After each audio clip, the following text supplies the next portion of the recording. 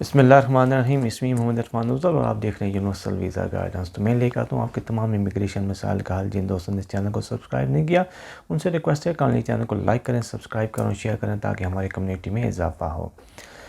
तो आज की जो वीडियो है ये क्वेश्चन आंसर सेशन पे है। इसमें डिफरेंट क्वेश्चंस पूछे गए हैं, उसके आज मैं रिप्लाई करूँगा। तो शुरू करते हैं हमारे पहले क्वेश्चन से। ये एक बहुत ही कॉमन क्वेश्चन है, बहुत ज़्यादा लोगों ने पूछा है और मैंने रिप्लाई भी किया है, लेकिन मज़ीद आज इस क्वेश्चन आंसर सेशन में इसको एलिब्रेट करेंगे कि जो EU नेशनल हैं यहाँ आ चुके हैं और उन्होंने प्री सेटल स्टेटस अप्लाई कर दिया है, तो क्या वो अपने पेरेंट्स जो हैं, उनके इन लॉज पेरेंट्स, उनको बुला सकते हैं कि नहीं, क्या वो एलिजिबल हैं कि नहीं। तो जी बिल्कुल आप बुला सकते हैं। आप अपने पेरेंट्स को और अपने स्पाउस के पेरेंट्स को EU सेटलमेंट स्कीम के थ्रू बुला सकते हैं। आपने EU settlement scheme family permit apply करना होगा और इसके लिए मैं आपको ये भी बताता जाऊँ कि कोई फाइनेंशियल डिपेंडेंसी आपको रिक्वायर्ड नहीं है। मीन कि अगर आप अप्लाई करेंगे 30 जून 2021 तक तो आप पे कोई फाइनेंशियल रिक्वायरमेंट आपने साबित नहीं करनी। अब जो नेक्स्ट क्वेश्चन है वो भी बहुत ही ज़्यादा इम्पॉर्टेंट और कॉमन क्वेश्चन किया गया है कि क्या मैं नेशनल इंश्योरेंस के लिए अप्लाई कर सकता हूँ कि नहीं, जो EU नेशनल यहाँ थे उनके हवाले से। जी आप बिल्कुल अप्लाई कर सकते हैं, लेकिन जैसा कि आपको मालूम है आजकल नेशनल इंश्योरेंस की अपॉइंटमेंट नहीं मिल रही। इसकी रीज़न ये है कि कोरोना वायरस पेंडेमिक की वजह से कोई इंटरव्यूज़ नहीं हो रहे। तो आप रिक्वेस्ट कर सकते हैं, लेकिन आपको अभी चांस नहीं है कि आपको ये मिल जाए। लेकिन इसका ये मतलब नहीं है कि आप काम नहीं कर रहे हैं। जो EU नेशनल हैं जो यहाँ पे आ चुके हैं 31 दिसंबर से पहले उनको ऑटोमेटिक राइट है कि वो यहाँ पे काम करें बगैर नेशनल इंश्योरेंस नंबर के भी। अगर आपके पास नेशनल इंश्योरेंस नंबर है, आप काफ़ी अरसे से UK में रह रहे हैं एज एन EU नेशनल, तो ये एक आपके लिए प्लस पॉइंट होगा कि होम ऑफिस आपका रिकॉर्ड देख सकता है और आपको मे बी आपके प्री सेटल और सेटल स्टेटस के डिसीजन में आसानी हो जाती है। लेकिन अगर आपके पास नहीं है तो कोई आपको मतलब परेशान होने की ज़रूरत नहीं है, आप इसके बगैर भी EU सेटलमेंट स्कीम अप्लाई कर सकते हैं। जी तो नेक्स्ट क्वेश्चन किया है मिस्टर तालिब हुसैन है कि वो EU नेशनल के फैमिली मेम्बर हैं और उन्होंने प्री सेटल के लिए अप्लाई किया हुआ है, तो क्या उनको BRP कार्ड जारी होगा कि नहीं। जी जो EU नेशनल हैं जिन्होंने जो यहाँ पे आए हैं उनको तो बायोमेट्रिक रेजिडेंस परमिट कार्ड जारी नहीं होता, क्योंकि वो पासपोर्ट पर भी ट्रैवल कर सकते हैं। लेकिन जो उनके फैमिली मेम्बर हैं, नॉन EU फैमिली मेम्बर, उनको BRP कार्ड इशू होते हैं। कुछ अभी केसेस देखने में आए हैं कि कुछ लोगों को इशू नहीं होता है, तो उसके लिए वो रिक्वेस्ट कर सकते हैं। ऑनलाइन जाके आप इसके लिए अप्लाई कर सकते हैं अगर आपका वो प्री सेटल स्टेटस या सेटल स्टेटस मिल गया है तो। नेक्स्ट क्वेश्चन डेविड ने किया है कि क्या वो प्री सेटल के लिए अप्लाई कर सकते हैं जबकि वो अनमैरिड पार्टनर हैं एक EU नेशनल के। जी आप बिल्कुल अप्लाई कर सकते हैं अगर आप अनमैरिड पार्टनर हैं, लेकिन इसके लिए आपको क्राइटेरिया पूरा करना पड़ेगा कि आपका रिलेशन जो है वो 31 दिसंबर से पहले प्रूफ होना ज़रूरी है। अगर आपका रिलेशन है 31 दिसंबर से पहले और तकरीबन 2 साल तक आप इकट्ठे रह रहे हैं सेम एड्रेस पे और आपका इस तरीके से आपने रिलेशन को प्रूफ करना है, तो आप EU सेटलमेंट स्कीम के थ्रू प्री सेटल स्टेटस के लिए अप्लाई कर सकते हैं। नेक्स्ट क्वेश्चन योगी का है कि उनकी जो मिसेस हैं इटालियन नेशनल हैं, इनके पास प्री सेटल स्टेटस है, वो भी इटली में है और इनके पास इटली का 5 साल का कार्ड है, तो क्या इनके फैमिली परमिट के लिए इनकी मिसेस का UK में काम करना ज़रूरी है। जी अगर कुछ स्पाउस में से कोई एक भी UK आ जाता है और वो प्री सेटल स्टेटस ले लेता है बीइंग एन EU नेशनल, तो उसके जो नॉन EU फैमिली मेम्बर हैं उनके लिए अगर उसने अप्लाई करना है EEA फैमिली परमिट या EUSS फैमिली परमिट, तो उसके लिए उसका काम करना ज़रूरी नहीं है। क्लोज़ फैमिली मेम्बर के लिए उसका काम करना ज़रूरी नहीं है। मीन बच्चों के लिए, बीवी के लिए या पेरेंट्स के लिए EU नेशनल का UK में काम करना या शो करना ज़रूरी नहीं है, ना ही उसके पास घर होना भी ज़रूरी है। डज़न्ट मैटर, आप उसके बगैर भी अप्लाई कर सकते हैं।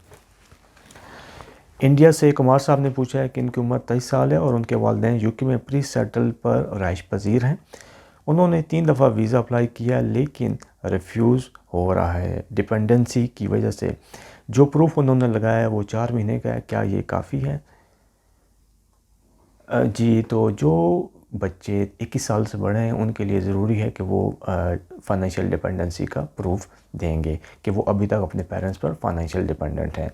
और फ़ाइनेंशियल डिपेंडेंसी के हवाले से मैं आपको बताता जाऊँ कि एक दफ़ा आपकी फ़ाइनेंशियल डिपेंडेंसी कंटिन्यू होगी तो वो उसमें ब्रेक नहीं आना चाहिए। जब भी ब्रेक आ गया तो वो आपके लिए समझ लें कि रिफ्यूज़ल का बायस बनेगी। और जो फाइनेंशियल डिपेंडेंसी का फार्मूला है वो ये है कि आपके जो पेरेंट्स हैं वो यूके में हैं, आ चुके हैं, बीइंग एन ईयू नेशनल, वो यहाँ से भी पैसे भेजें और इससे पहले जिस भी ईयू कंट्री में वो रहते थे वहाँ से भी वो रेगुलर आपको पैसे भेजते थे। मीन कोई ब्रेक नहीं है ईयू कंट्री में भी और यूके में भी। और कम से कम मिनिमम, मतलब कानून में नहीं है लेकिन ये एक जनरल कंसेप्ट है कि कम से कम 2 साल का प्रूफ आपने लगाना है।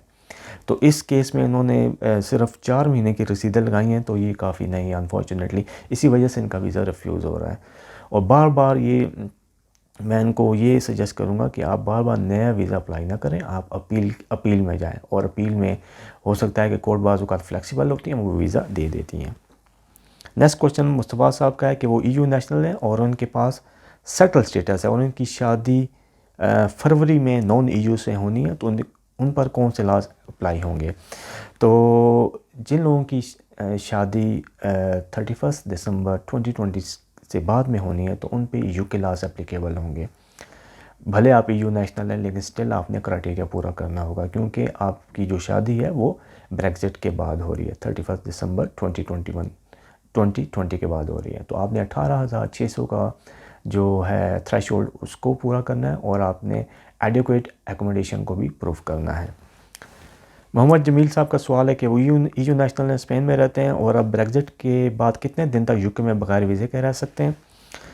जी, तो आप 90 दिन तक बगैर वीज़े के यूके में एज अ विज़िटर रह सकते हैं। लेकिन 90 डेज से ज़्यादा आपको यहाँ से एग्ज़िट करना होगा और अगर आपने परमानेंट यहाँ रहना है तो इसके लिए आपने वीज़ा अप्लाई करना होगा। इसी तरीके से जो ब्रिटिश सिटीज़न हैं उनके लिए भी यही कानून है कि वो ईयू में 90 डेज़ तक रह सकते हैं।